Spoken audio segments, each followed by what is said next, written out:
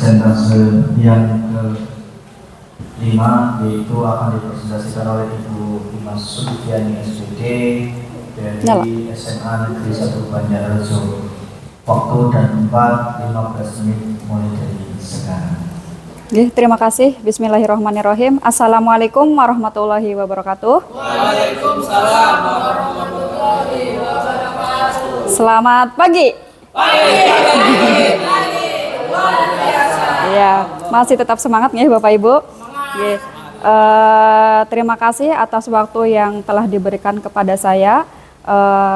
Yang terhormat Bapak Akif Budiman selaku mentor dan Kepala SMA Negeri 1 Larangan. Yang terhormat juga Bapak Ibu Guru ASN P3K Provinsi Jawa Tengah yang hadir di tempat ini.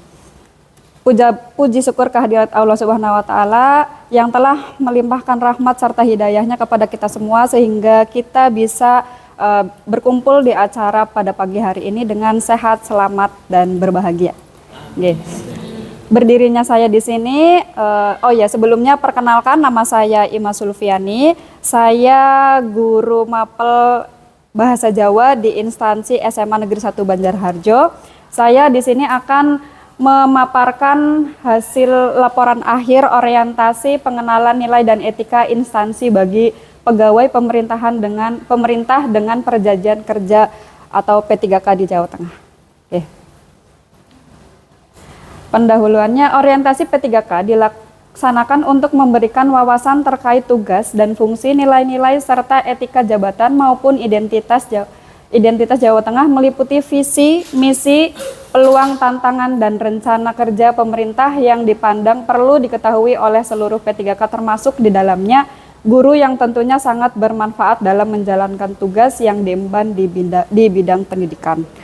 Kemudian, adapun maksud dan tujuannya, membekali peserta dengan pengetahuan, sikap, dan perilaku tentang nilai dan etika pada instansi pemerintah dalam mendukung pelaksanaan tugas jabatannya dalam mendukung pencapaian visi misi organisasi. Yang pertama, pengenalan tugas dan fungsi aparatur sipil negara, dan yang kedua, pengenalan nilai dan etika pada instansi pemerintah Provinsi Jawa Tengah. Selanjutnya, nilai dan etika pemerintah Provinsi Jawa Tengah. Ada visi dan misi. Yang pertama yaitu visi Jawa Tengah sebagai penumpu pangan dan industri nasional yang maju, sejahtera, berbudaya, dan berkelanjutan. Adapun misinya, yang pertama transformasi sosial, yang kedua transformasi ekonomi, yang ketiga transformasi tata kelola, yang keempat keamanan daerah tangguh, demokrasi substansial, dan stabilitas ekonomi makro daerah. Kemudian adapun yang kelima, misinya yaitu ketahanan sosial, budaya, dan ekologi. Yang keenam, pembangunan kewilayahan yang merata dan berkeadilan. Yang ketujuh, sarana prasarana berkualitas dan ramah lingkungan. Yang kedelapan, kesinambungan pembangunan.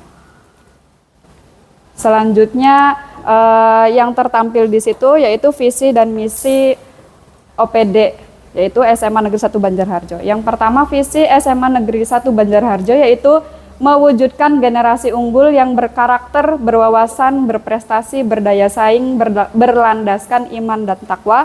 Kemudian misinya yang pertama, melaksanakan ibadah untuk meningkatkan pembinaan akhlak dan budi pekerti luhur sesuai dengan agama dan kepercayaan masing-masing. Kebetulan di SMA Negeri 1 Banjarharjo itu ada program sholat duhur berjamaah. Jadi sesi pertama itu nanti untuk sesi yang laki-laki, adapun yang perempuannya nanti istirahat untuk makan siang ataupun mungkin untuk membeli jajan. Nanti sesi berikutnya gantian, yang perempuan itu sesi yang kedua, nanti baru laki-lakinya yang makan kayak gitu. Kemudian ketika jam 3 nanti juga ada yang namanya sesi sholat asar berjamaah. Jadi pembelajaran itu tidak sampai setengah 4 tapi sampai jam 3, setengah jamnya itu nanti untuk kegiatan sholat asar berjamaah seperti itu. Itu untuk salah satu usaha untuk terlaksananya misi yang pertama. Kemudian yang kedua, melaksanakan peringatan hari-hari besar keagamaan dan hari besar nasional guna menumbuh kembangkan keimanan, ketakwaan, dan cinta tanah air. Nah, ini juga seperti halnya ketika memperingati Maulid Nabi di SMA Negeri 1 Banjarharjo ada acara pengajian. Kemudian ketika misalkan ada Hari Guru, kemudian ada acara seremonial untuk memberikan istilahnya ucapan terima kasih dari siswa kepada guru. Kemudian yang ketiga, meningkatkan kesadaran tentang pentingnya sikap religius, integritas, mandiri, nasional atau gotong royong. Yang keempat, mengembangkan sikap peduli lingkungan, pelestarian alam, dan peduli sosial yang terjadi di lingkungan keluarga, sekolah, dan masyarakat. Selanjutnya, yang kelima, menciptakan lingkungan sekolah, rumah ramah anak, bersih, sehat, asri, aman, dan nyaman. Kemudian yang keenam, meningkatkan pengelolaan sekolah yang profesional, efektif, dan efisien berbasis teknologi informasi dan komunikasi dengan menciptakan pembelajaran yang inovatif, kreatif, menarik, dan menyenangkan. Ya. Kemudian yang ketujuh, meningkatkan prestasi akademik dan non-akademik dengan pembinaan prestasi, keterampilan, dan kreativitas dalam upaya menciptakan manusia seutuhnya. Contoh program-programnya, kalau seumpama setelah selesai pembelajaran, itu di sore hari ada kegiatan ekstrakurikuler. Kemudian yang akademik mungkin di OSN ada, kemudian yang non-akademiknya di kayak tari, kemudian olahraga, kemudian seni juga ada sendiri programnya.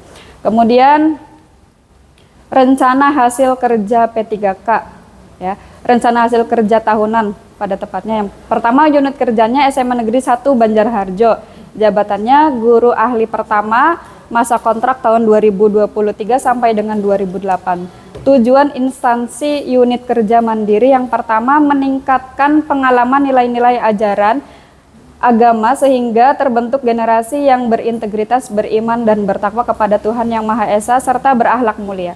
Yang kedua, menanamkan jiwa anti korupsi, sadar hukum, dan beretika sejak dini. Yang keempat, menumpuk rasa cinta tanah air. Dan yang keempat, menumbuhkan rasa persaudaraan dan persatuan.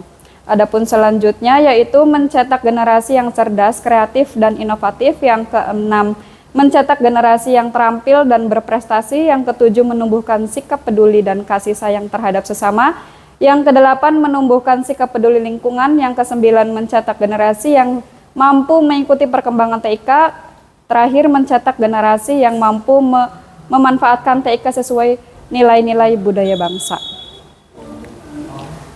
Untuk selanjutnya, rencana hasil kerja atasannya, tercapainya pengelolaan pendidikan di SMA Negeri 1 Banjarharjo. Ini yang terintervensi. Untuk penjabarannya, izin pindah tempat. Rencana hasil kerja pimpinan yang diintervensikan satu, yaitu tercapainya pengelolaan pendidikan di SMA Negeri 1 Banjarharjo. Yang saya ambil RHK-nya ada 5. Yang pertama itu meningkatnya kompetensi melalui peran sebagai peserta berbagi praktik baik yang diselenggarakan komunitas belajar atau dengan kata lain Kombel. Yang saya ambil ada 2 dokumen, itu outputnya nanti sertifikat. Kebetulan ini sekolah saya mengadakan seperti pada halnya sekolah-sekolah lainnya. Jadi nanti bergantian, ada yang mengisi dari salah satu guru yang sekiranya mumpuni dalam bidang yang ingin dikembangkan potensinya. Kemudian kurun waktu penyelenggaraannya 12 bulan, kebetulan sudah 100%. Untuk penerapan nilai-nilai berakhlaknya, saya menerapkan ini kolaborasi. Kemudian adapun yang kedua, RHK-nya meningkatnya kompetensi melalui peran sebagai peserta kegiatan pelatihan bimbingan teknis yang memperoleh sertifikat di bidang pendidikan kebudayaan dan teknologi. Ini diklat biasanya ya Bapak Ibu yang dilaksanakan selama 3 hari dalam satu periodenya, dan saya ambil sebanyak 3. 1 menit. Kemudian untuk jangka waktunya sama 12 bulan. Yang ketiga, meningkatnya kompetensi melalui peran sebagai peserta pelatihan mandiri sesuai model kompetensi guru, kepala sekolah, dan atau pengawas sekolah. Ini saya ambil satu. Kemudian terlaksananya pembelajaran melalui perencanaan dan perangkat penilaian asesmen yang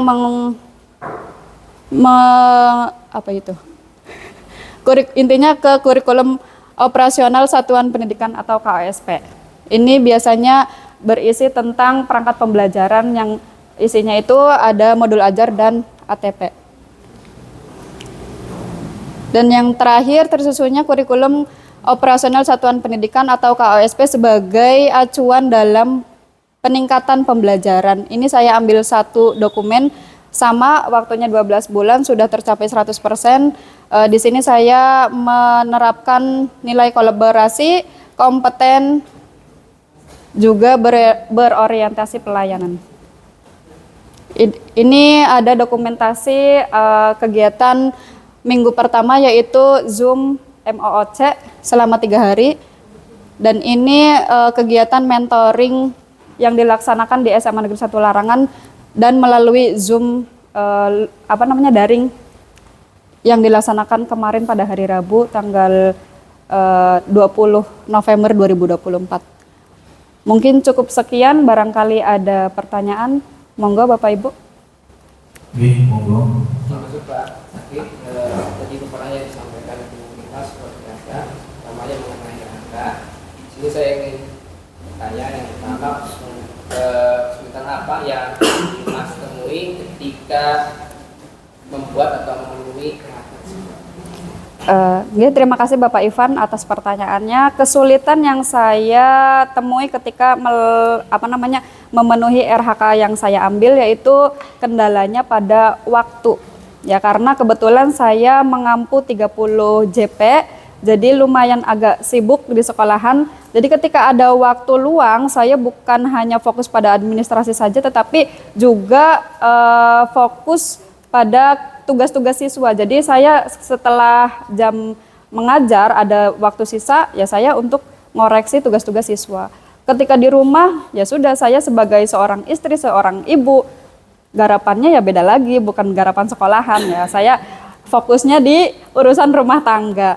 Ya, jadi agak sedikit curhat.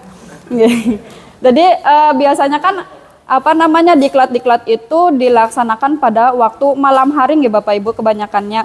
Jadi mungkin di hari pertama kita antusias, on time, bisa mengikuti, tapi hari kedua barangkali biasanya kan kecapean, lupa, kadang akhirnya tidak berhasil gabung di acara diklat tersebut atau tidak bisa masuk di acara Zoom tersebut.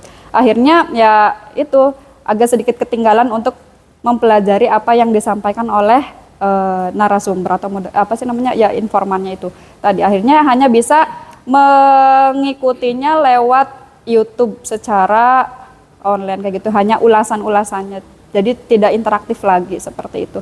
Mungkin itu yang kesulitan yang saya temui ketika memenuhi RHK tersebut kayak gitu. Sebelumnya itu tadi yang dapat saya sampaikan. Terima kasih atas kesempatan dan pertanyaannya. Apabila ada kesalahan-kesalahan, saya ucapkan mohon maaf yang sebesar-besarnya. Saya akhiri. Wassalamualaikum warahmatullahi wabarakatuh. Waalaikumsalam warahmatullahi wabarakatuh.